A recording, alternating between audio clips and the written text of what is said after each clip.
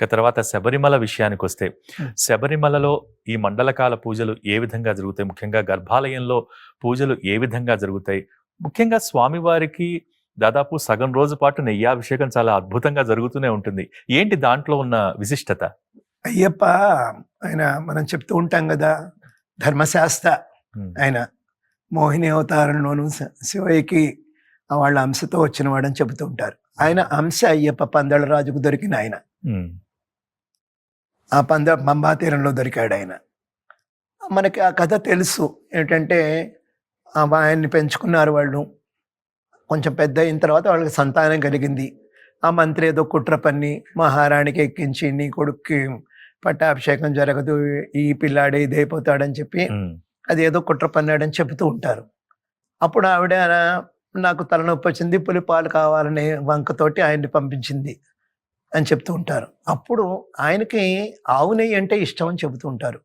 కొబ్బరి ఆవు నెయ్యి అయ్యప్పకి ఇష్టం అని ఇరుముడిలో ముందు ముడిలో నేతి టెంకాయ మనం తీసుకుని వెళుతూ ఉంటాం అడవికి. అదే కట్టించారు ఆయనకి.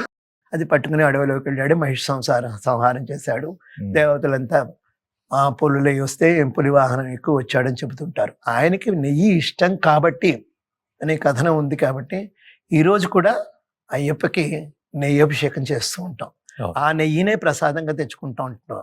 వాళ్ళు ఇచ్చే అరవాణం కాదు ప్రసాదం. అరవాణం అని ఎక్కడా లేదు అసలు.